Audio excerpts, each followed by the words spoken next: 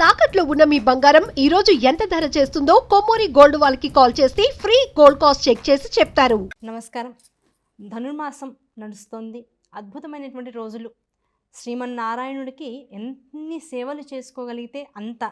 గోదాదేవి చేసుకునేటువంటి స్థాయిలో మనస్సుని కైంకర్యం చేయలేనటువంటి దీనులం కనుక అయ్యవారికి మనం చేత్తో చేసుకునేటువంటివి, మన చుట్టుపక్కల ఉండేటువంటి కొన్ని పదార్థాలను వినియోగించుకుంటూ స్వామికి చేసేటువంటి కైంకర్యాలు ఏవైతే ఉంటాయో వాటిని కనుక యథాశక్తి చేసుకున్నట్లయితే ఈ మాసం అంతా అద్భుతమైన ఫలితాలు వస్తాయి అని శాస్త్రం నిర్వచిస్తూ ఉన్నటువంటి విషయం.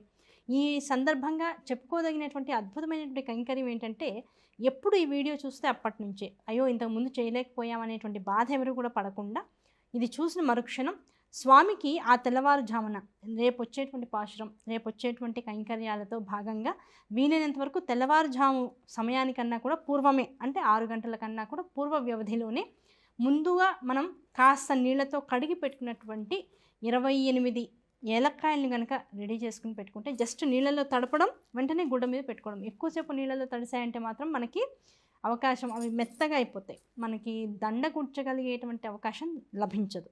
కనుక 28 ఏలక్కాయల్ని ముందుగా చక్కగా నీళ్ళతో ఊరికి ఒక్కసారి అలా తడిపినట్లుగా చేసి పక్కన పెట్టేసేసుకుని ఒక పసుపు రాసినటువంటి దారానికి ఆ సూది ఎక్కించుకుని దాంతో ఒక మాలగా ఈ 28 ఏలక్కాయల్ని కూడా మనం దండగా పేర్చుకోవాలి.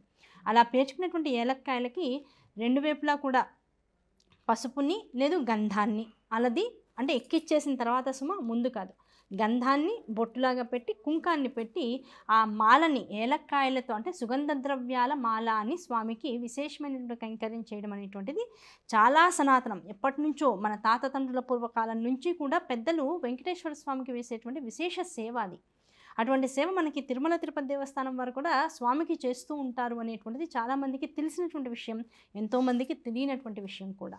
ఈ సుగంధ ద్రవ్యాలతో కూడుకున్నటువంటి ఈ మాలని స్వామికి సూర్యోదయానికన్నా కూడా పూర్వమే కనుక రోజు మొత్తం మిగిలినటువంటి ధనుర్మాసం రోజులన్నింటినీ కూడా మనం వీలైనంత వరకు, లేదండి మేము రోజు చేయలేం, అది కాస్త ద్రవ్యంతో అంటే డబ్బుతో కూడుకున్నటువంటి విషయం కనుక మేము ఒకవేళ ఇవాళ మొదలెడతాం, ఈ ప్రోగ్రాం చూసాం కనుక రేపటి నుంచి మొదలెడతాం, ఎన్నాళ్ళు చేసుకోవచ్చు అంటే మేము చేసుకోగలిగినటువంటి స్థాయి దాన్ని అనుసరించి చెప్పండి, మీరు చెప్తే దాన్ని బట్టి చేసేసుకుంటాం అనుకున్నట్లయితే మనకి రేపు వచ్చేటువంటి ముక్కోటి ఏకాదశి వస్తుంది. ఆ ముక్కోటి ఏకాదశి డేట్ చూసుకుని మనం మొదలెట్టేటువంటి రోజుల నుంచి వీలైనంత వరకు ఆ ముక్కోటి ఏకాదశి తెల్లవారుజామున నుంచి వరకు కూడా ఈ కైంకర్యాన్ని, విశేషమైనటువంటి సుగంధ ద్రవ్యాలతో కూడుకున్నటువంటి మాలని స్వామికి కనుక సమర్పించుకున్నట్లయితే జీవితంలో ఆనందము, సౌఖ్యము, సుఖము, వంశాభివృద్ధి కలగాలి అనుకునేటువంటి వాళ్ళకి ఆ అనుగ్రహము, ఇవన్నీ కూడా అయ్యవారి యొక్క అనుగ్రహం వల్ల లభిస్తాయి అని శాస్త్రం చెబుతూ ఉంటుంది.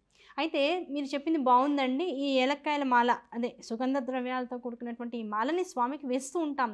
ఒక 5 రోజులో 10 రోజులో వరుసగా ఇప్పటి నుంచి మొదలెట్టుకుని వేస్తాం. వేసిన తర్వాత ఈ ఏలక్కాయల మాలన్నింటినీ ఏం చేయాలి మేము అనేటువంటి సందేహం వెంటనే వస్తుంది. ముక్కోటి ఏకాదశి దాకా చెప్పాం, లేదండి మాకు స్తోమత ఉంది, ఈ ధనుర్మాసం అంతా చేస్తాం మేము అనుకున్న వాళ్ళైతే మిగతా 10 రోజులు 20 రోజులు మొత్తం అంతా చేసుకుంటూ వెళ్ళారు. చివరికి మీ దగ్గర మొత్తం ఒక 15 నుంచి 20 దాకా సుగంధ ద్రవ్యాల మాలలు మిగిలినాయి. ఈ మాలలని మీరు ఈ వ్రతం కంప్లీట్ చేసుకున్న తర్వాత ఒక శుభగడియన వీలైతే కనుక ఎన్ని మాలలు మిగిలాయో అంతమంది ముత్తైదులను ఇంటికి పిలుచుకుని, లేదు దంపతి పరంగా వస్తారు అనుకుంటే, లేదు మా ఇంట్లో ఏదో వివాహం ఉందండి, ఆ వివాహానికి ఎలాగో బంధువర్గం అంతా కూడా వస్తారు, వాళ్ళందరిలో ఇవ్వచ్చా, చక్కగా దంపతులు ఇద్దరిని కూడా కూర్చోపెట్టి, ఆ కూర్చోపెట్టిన వాళ్ళకి వీలైనంత వరకు బొట్టు పెట్టడం, గంధం రాయడం, కాళ్ళకి పసుపు రాయడం, వీలైతే పారాణి కూడా పెట్టడం, దాంతోపాటుగా శరీరానికి అత్తరు లాంటి సహజ సిద్ధమైనటువంటి ద్రవ్యాన్ని చక్కగా వేస్తూ ఉండడం. అత్తరు సహజ సిద్ధం కాదు, అత్తరు అని ఎందుకు చెప్తున్నారంటే అత్తరుతో సమానమైనటువంటి వాసన, సుగంధ ద్రవ్యాల్ని వాసనలు ఇచ్చేటువంటి వాటిని మనం జవ్వాది అంటాం. అది మనకి పౌడర్ లాగా దొరుకుతుంది. అది మన ఈ పూజా స్టోర్స్ అన్నిట్లో కూడా డబ్బాలు అమ్ముతూ ఉంటారు, పెద్ద ఖరీదు కూడా ఉండదు.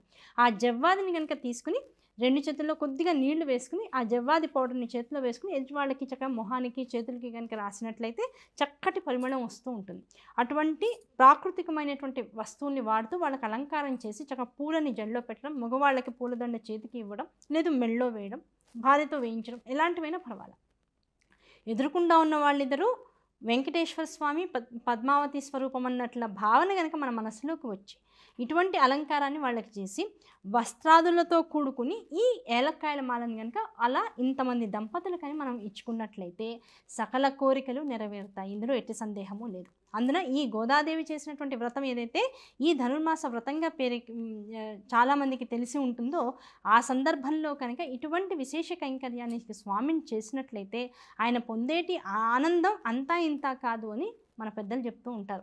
అటువంటి ఆనందం మనకి జీవితంలో లభించాలి. అది ఎంత పరిమళాన్ని ఇస్తుందో, ఇప్పుడు ఏలక్కాయని నోట్లో వేసుకుంటే ఎంత సుగంధం, ఎంత ఆనందం కలుగుతుందో, ఎటువారికి మనం మాట్లాడుతూ కూడా ఉంటే ఎంత ఆహ్లాదభరితమైనటువంటి వాసనలు వాళ్ళ వైపుకు వెళ్తూ ఉంటాయో, అలాగే ఈ మాలని ఒక దంపతులకి దానం ఇచ్చుకోవడం ద్వారా మనకి అటువంటి ఆహ్లాదకరమైన పరిమళభరితమైన సువాసనతో కూడుకున్నటువంటి స్థితిగతులు మన జీవితంలో కూడా ఇన్వైట్ అవుతూ ఉంటాయి.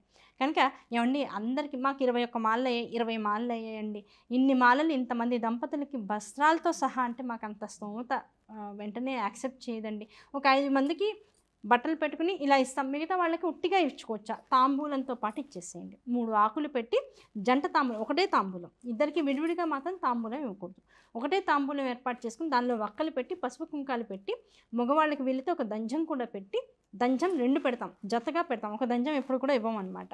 ఆ 2 దంజాలు అంటే వర్ణాశ్రమ ధర్మాన్ని బట్టి మీరు ఎటువంటి నియమాలు మీరు పాటిస్తూ ఉంటారో దాన్ని బట్టి ఇలా మగవాళ్ళకైతే ఇలా లేదు, మేము అవన్నీ అక్కర్లేదండి, పసుపు కుంకుమ దాంతోపాటు వక్కలు తాంబూలం 3 తమలపాకులు ఇలా పెట్టి మేము ఇవ్వచ్చా? చక్కగా ఇచ్చేసుకోండి. ఇంతమంది దంపతులు కానీ ఇచ్చుకుని చక్కగా వాళ్ళ కాళ్ళకి నమస్కారం చేసుకుని కనుక ఉన్నట్లయితే ఎంత పెద్ద ఇబ్బంది అయినా పడుతున్న వాళ్ళైతే తొలగిపోయేటువంటి అవకాశం ఉంటుంది. ఇబ్బందులు ఏం లేవండి, జీవితం ఇంకాస్త సౌఖ్యప్రదంగా ఆనందభరితంగా ఉంటే చాలు, మాకు మా పిల్లలకి నెమ్మదిగా వివాహాలు అవ్వాలి, లేదు వివాహాలు అయిపోయినాయి నెమ్మదిగా మాకు వంశోద్ధరణ కావాలి, ఇలాంటి కోరికలు మనసులో ఉన్నటువంటి వాళ్ళకైతే ఆ కోరికలు సుసంపన్నం అవుతాయి. ఏ కోరిక లేనటువంటి వాళ్ళకి జీవితం మొత్తం ఫలదాయకంగా, అంటే వాళ్ళు ఆధ్యాత్మిక దారిలో ఉంటే ఆ ప్రయత్నాలు చేస్తూ ఉంటే అందులో వృద్ధి చెందాలని ఆ ప్రయత్నాలు సఫలీకృతం అవుతూ ఉంటాయి. ఏ ప్రయత్నం మనిషి చేస్తూ ఉంటాడో అది ధార్మికమైనటువంటి మార్గంలో ఉన్నట్లయితే తప్పనిసరిగా సిద్ధిస్తూ ఉంటుంది. అద్భుతమైనటువంటి ప్రయోగం ఈ సుగంధ పరిమళాలతో కూడుకున్నటువంటి సుగంధ మాల కైంకర్యం చేయడం స్వామికి. ఆ మాలను పైగా ఇంతమంది దంపతులకని చక్కగా ఇచ్చుకుంటూ ఉండడం, అటువంటి వ్యవస్థ ఏర్పాటు చేసినటువంటి మన సనాతన ధర్మానికి నమస్కారాలు తెలియజేసుకుంటూ, ఇటువంటి అద్భుతమైనటువంటి రీతుల్లో మనకు వచ్చేటువంటి కలి ప్రభావాల నుంచి మనం ఎలా తప్పించుకోవాలనేటువంటి విషయాన్ని ఇంత తేలికమైనటువంటి విషయాల్లో మనకి విశదీకరించి ఇచ్చినటువంటి మన పెద్దలకు నమస్కరించుకుంటూ, మన ద్వారా మన పిల్లలకు కూడా ఇలాంటి సంస్కృతి సంప్రదాయం, దాంతోపాటు అనంతమైనటువంటి విశేష ఫలదాయకమైనటువంటి విషయాలు వాళ్ళకు కూడా నేర్పించాలనేటువంటి సదుద్దేశంతో ఇట్లాంటి వ్యవహారాలు మళ్ళీ మనం కూడా అవలంబిస్తూ ఉందాం. ఇటువంటి అలవాట్ల వల్ల మనం వచ్చేటువంటి భవిష్యత్తు, మనం చేసుకునే కర్మలకి సాక్షిభూతమైనటువంటి భూత భవిష్యత్తు వర్తమానము ఇవన్నీ కూడా సరైనటువంటి పంథాలు నడిచేటువంటి అవకాశం మనకు కలుగుతూ ఉంటుంది. అటువంటి అవకాశం ఇచ్చినటువంటి సనాతన ధర్మానికి, వాంగ్మయానికి, పెద్దలకు అందరికీ కూడా మనసా శిరసా నమస్కరిస్తూ ఇటువంటి విశేషాలు మరికొన్ని తెలుసుకునే ప్రయత్నం చేద్దాం. వచ్చే వీడియోలో మళ్ళీ కలుద్దాం. అంతవరకు నమస్కారం.